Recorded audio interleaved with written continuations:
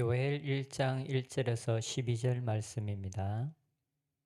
버두엘의 아들 요엘에게 임한 여호와의 말씀이라. 늙은 자들아 너희는 이것을 들을지어다. 땅의 모든 주민들아 너희는 귀를 기울일지어다. 너희의 날에나 너희 조상들의 날에 이런 일이 있었느냐. 너희는 이 일을 너희 자녀에게 말하고 너희 자녀는 자기 자녀에게 말하고 그 자녀는 후세에 말할 것이니라. 팥종이가 남긴 것을 메뚜기가 먹고 메뚜기가 남긴 것을 너치가 먹고 너치가 남긴 것을 황충이 먹었도다. 취하는 자들아 너희는 깨어 울지어다. 포도주를 마시는 자들아 너희는 울지어다.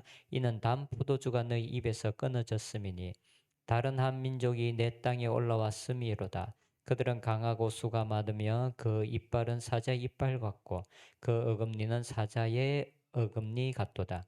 그들이 내 포도나무를 멸하며 내 무화과 나무를 긁어 말갛게 벗겨서 버리니 그 모든 가지가 하얗게 되었도다. 너희는 처녀가 어렸을 때에 약혼한 남자로 말미암아 굵은 배로 동이고 애국함 같이 할지어다. 소재와 전제가 여호와의 성전에서 끊어졌고 여호와께 수종드는 제사장은 슬퍼하도다. 밭이 황무하고 토지가 마르니 곡식이 떨어지며 새 포도주가 말랐고 기름이 다하였도다. 농부들아 너희는 부끄러워할지어다. 포도원을 가꾸는 자들아 곡할지어다. 이는 밀과 보리 때문이라. 밭의 소산이 다 없어졌음이로다.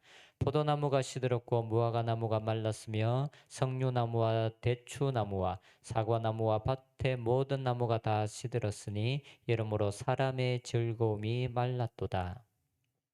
아멘. 우리가 오늘부터 묵상하게 되는 이 요엘서는 소선지서 12권 중 한 권입니다.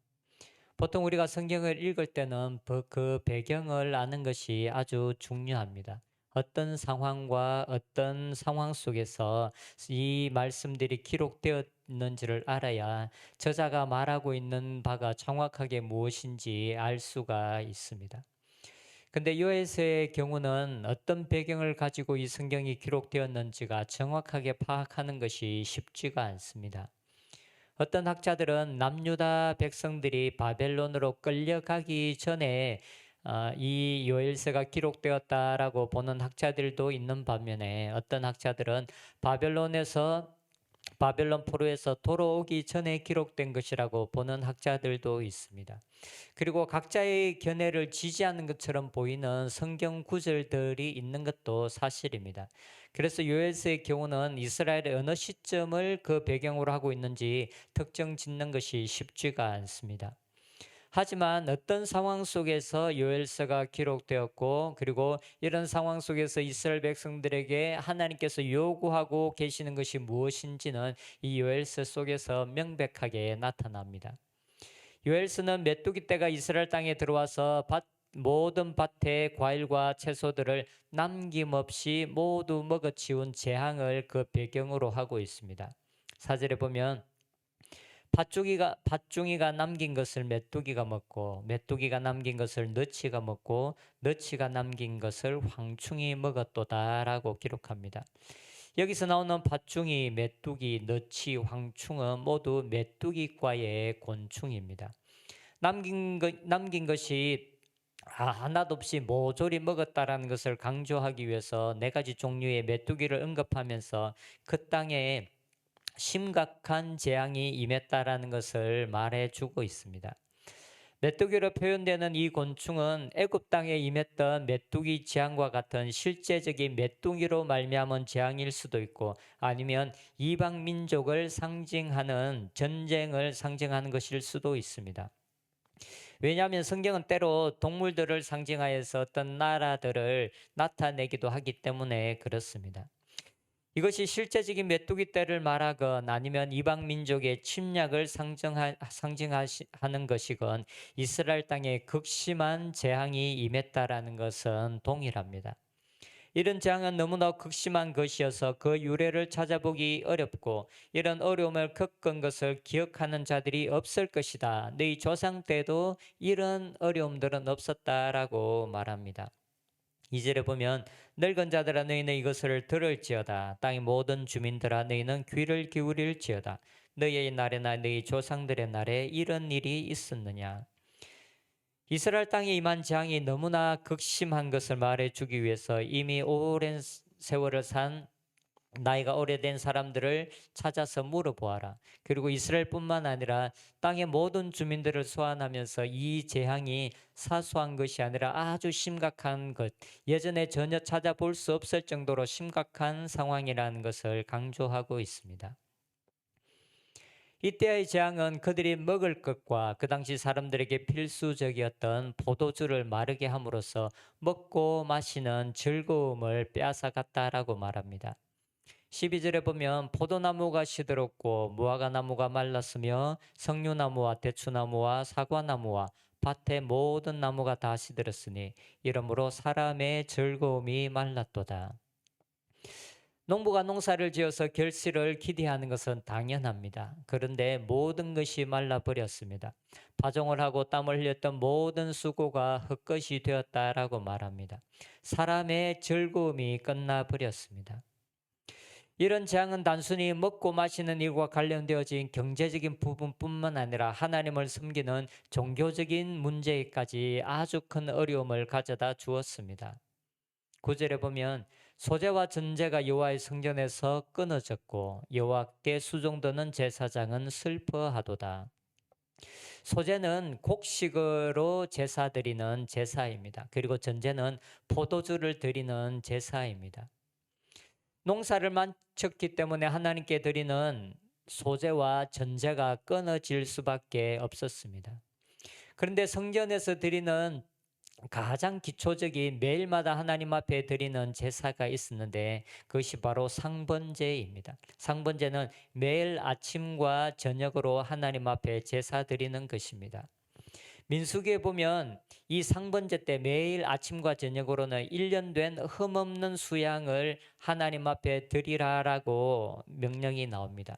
그런데 이 매일 드리는 상번제를 드릴 때 소제와 전제가 함께 드리라고 명령하고 있습니다.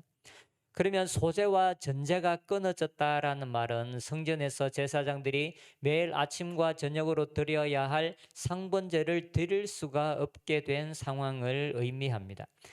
제사 중에서 가장 기본적인 매일마다 드려야 하는 그 제사가 끊어지게 된 것입니다. 이스라엘 땅에 임한 이 재앙은 경제적인 부분뿐만 아니라 종교적인 부분에서도 모두 너무나 치명적인 재앙을 가져왔습니다. 요엘서의 저자인 요엘은 이런 재앙이 왜 임했는지에 대해서는 자세하게 기록하고 있지 않습니다. 하지만 이런 재앙이 임했을 때 어떻게 해야 하는지에 대해서는 너무나 분명하고 명백하게 말하고 있습니다. 오늘 본문은 아니지만 내일의 본문 14절에 보면 너희는 금식일을 정하고 성회를 소집하여 장로들과 이 땅의 모든 주민들을 너희 하나님 여호와의 성전으로 모으고 여호와께 부르짖을지어다. 요엘 선지자는 이런 재앙의 때에 하나님 앞으로 나아오라라고 말합니다. 그리고 너무나 극심한 재앙이었지만 소망이 끊어졌다라고 말할 수 있는 상황이지만 그러나 하나님 앞에 나와서 하나님을 찾으라라고 말합니다. 금식하면서 하나님을 찾으라라고 말합니다. 왜 하나님께로 나와야 합니까? 왜냐하면 이 모든 문제를 해결해 주실 수 있는 분이 계시기 때문에 그렇습니다. 하나님께서 요엘서를 기록할 때 시대적인 배경에 대해서 자세하게 기록하지 않은 이유는 어쩌면 모든 고통과 절망 가운데서 부르짖는 자들에게 하나님께 나오라라는 이 요구는 모든 시대를 뛰어넘는 모든 상황에 적용될 수 있는 진리이기 때문일 수도 있을 것 같습니다.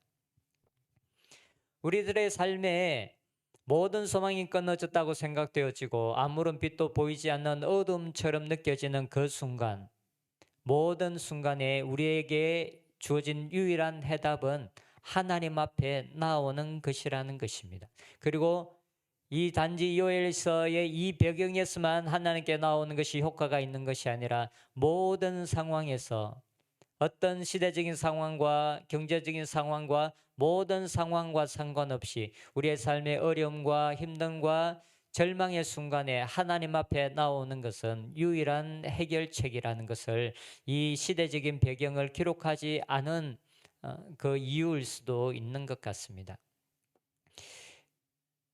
요엘서 후반부로 가면 하나님께서는 이스라엘을 회복시키시며 이스라엘의 적대자들인 열방을 심판하시는 하나님이 그려지고 있습니다. 요엘서에는 여호와의 날이라는 말이 많이 등장합니다. 그런데 이 여호와의 날은 초반부에는 이스라엘에게 임하는 심판의 날로 그려집니다. 그런데 그들이 회개하고 하나님께로 돌이킨 이후에 이 여호와의 날은 이스라엘에게 임하는 구원의 날이며 적들에게 임하는 심판의 날로 그려지고 있습니다. 초반부의 여호와의 날은 심판의 날이지만 그러나 회개하고 하나님을 찾은 이후에 이 여호와의 날은 구원의 날이 됩니다. 이러한 일들은 우리들의 삶에 언제나 일어날 수 있습니다. 어렵고 힘든 순간에 우리가 하나님을 찾고 하나님께로 나아오기만 하면 우리들의 삶에 구원을 베푸시는 하나님의 은혜를 언제나 우리는 경험할 수가 있습니다. 지금 우리들이 어떤 어려움을 겪고 있다고 하더라도 그 일로 말미암아 낙심할 문제가 아니며 절망할 문제가 아닙니다. 우리에겐 아직 회개할 수 있는 기회가 남아있고 그리고 하나님을 찾을 수 있는 기회가 있습니다. 우리가 하나님께로 나아간다면 심판의 날이 곧 구원의 날이 될 수 있는 은총이 우리에게 임할 수 있습니다. 우리가 믿는 하나님은 절망을 기쁨으로 바꾸실 수 있는 위대하신 하나님이십니다. 지금 우리들이 처하고 있는 상황이 어떠하든 상관없이 하나님을 가까이 찾는 저희들이 되었으면 좋겠습니다. 그리고 우리의 모든 소망을 오직 하나님 앞에 두면서 하나님 앞에 머무르며 살아가는 저희들이 되었으면 좋겠습니다. 기도하겠습니다. 하나님, 절망을 소망으로 바꾸시며 우리의 삶에 제 대신 화관을 씌워 주실 수 있는 위대하신 하나님, 우리의 모든 순간에 하나님을 찾는 자들이 되게 하여 주시옵소서. 때론 우리에게 낙심의 때가 있고 절망의 때가 있고 우리에게 이제 소망이 없다라고 느껴지는 순간이 있다 할지라도 하나님, 그때 하나님의 우리의 소망이심을 우리로 기억하게 하여 주시옵소서. 그 모든 절망을 소망으로, 그 절망을 기쁨으로 바꾸실 수 있는 하나님이 바로 우리가 믿고 우리가 섬기는 하나님이신 것을 깨달을 수 있게 하여 주시옵소서. 그리하여 언제나 하나님을 가까이하며 하나님 앞에 머무르는 삶을 살게 하여 주시옵소서. 예수님의 이름으로 기도합니다. 아멘.